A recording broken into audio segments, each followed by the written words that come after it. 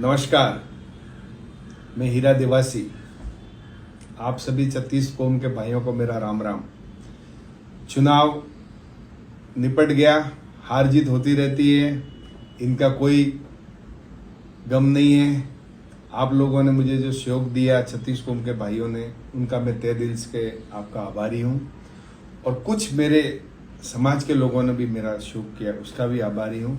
मित्रों, मैं आपसे एक बात शेयर करना चाहता हूँ कि जैसे मेरे पहले मलबार हिल से टिकट मिला था, वहाँ चुनाव लड़ा था और वो संजोग से मैंने 5 साल इधर काम किया और वो सीट चली गई सेना को। फिर मैं धन्यवाद देता हूँ अशोक गहलोत जी को और हमारे शीर्ष नेताओं को, जिन्होंने मेरे को कुलाबा से टिकट दी।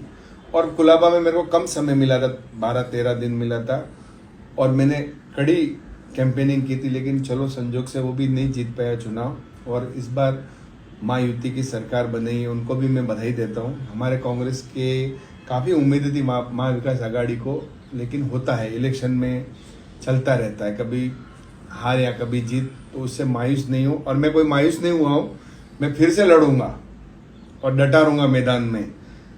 और इससे मेरा हौसला कम नहीं हुआ है। लेकिन सबसे बड़ी आपसे मित्रों एक बात शेयर करना चाहता हूँ कि हमारे विधायक जी रतन जी देवासी, जिन्होंने मेरे को रात को मेरी टिकट डिक्लेयर हुई, उसी रात को 2:30 बजे का टाइम, 1:35 या 1:45 बजे का टाइम था। सुनील पुरोहित जी गवाह हैं, उन्होंने बोला कि मेरा फेसबुक पे पोस्ट डाल हीरा ऐसा ऐसा। तो हालांकि मेरे को डालना चाहिए था, मेरे शीर्ष नेताओं का, अशोक गहलोत जी का, जिन्होंने टिकट दिलाई, फिर भी उन्होंने बोला कि तुम मेरी पोस्ट डाल रात को। मैं बोला सुबह डालता हूँ।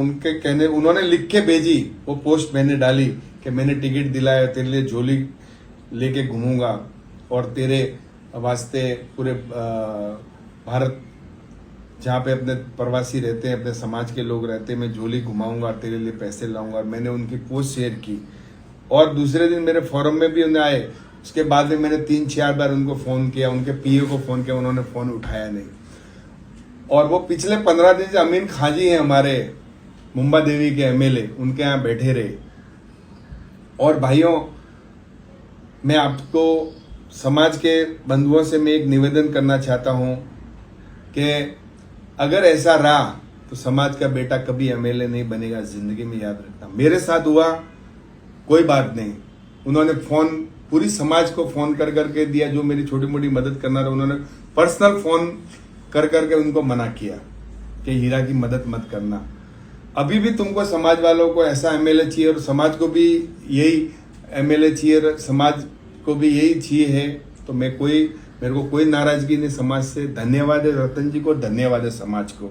मैं तो ये है कि समाज में ऐसा एक बंदा बोलने वाला नहीं है, एक आदमी समाज में ऐसा नहीं है वो बोल सकता है कि भाई तुम राजस्थान से राजनीति करते हो, ये मुंबई से राजनीति करता है, इसने तुम्हारा क्या बिगाड़ा। तो वो बोलते हैं कि बीच में लोगों को कंफ्यूज किया कि उन्होंने 1 लाख रुपया फंड लिया किसी से, माउंट आबू वालों से, उससे मेरा नुकसान करवाया, मेरे साथ मेरे बारे में साजिश रची। मैं आपको क्लियर करना चाहता हूँ, उन्होंने मुझे गाय के लिए चंदा दिया था, मैं जब भी क्लियर बता सकता हूँ, उनको रसीद दिया और वो कुलाबा के वोटर थे, तो मैंने उनसे चंदा लिया, चेक से लिया। अगर मेरे में कोई गलत होता, ये होता तो मैं क्यों दिखाता था, चेक से क्यों लेता था। लेकिन उन्होंने अपने इलेक्शन में बहुत पैसे लिए उनसे, उनके साथ उनके संबंध थे, उनके ऊपर बलात्कार का आरोप भी है जो हाईकोर्ट में चल रहा है, वो चलता है। लेकिन इस टाइम पे मेरे को भाइयों दुख के साथ बोलना पड़ता है कि इतनी बड़ी समाज है, देवासी समाज में एक भी आदमी नहीं है बोलने वाला कि ऐसा क्यों।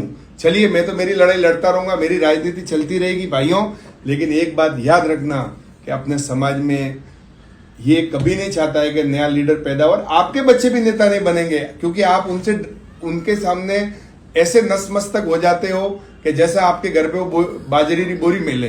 क्यों डरते हो पूरा भारत के अंदर? उसने हर भारत के अंदर सारे लोगों को मेरे पास फोन आया कि हीरा भाई हम तैयार है, आ रहे, हम हीरा भाई आ रहे, तैयार है। जब इसका फोन गया उसके बाद में मेरा फोन उठाना बंद कर दिया।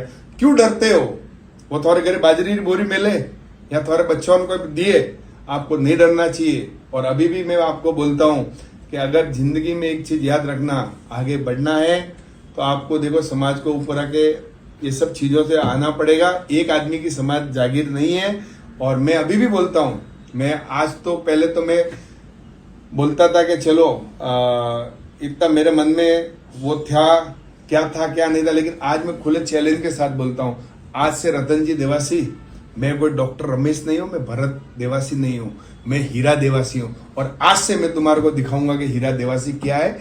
और आने वाले समय में मैं लड़ता रहूंगा और डटा रहूंगा, और तुम्हारे जैसे कितने आएंगे, और कितनों भी तुम यहाँ के लोगों को पकड़ लो, मुझे हराने की कोशिश की तुमने और मेरे पैसे रुकवाए, तो भी हीरा डरने वाला नहीं, डटा रहेगा मैदान में। और आने वाला समय तुमको दिखाएगा हीरा देवासी क्या है।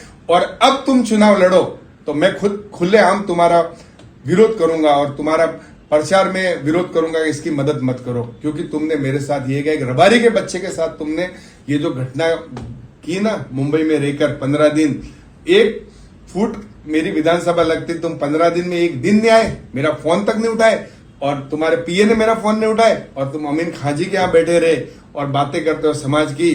धन्यवाद समाज, मैं आपसे ये आग्रह करता हूं कि आपको जागरूक कर रहा हूं।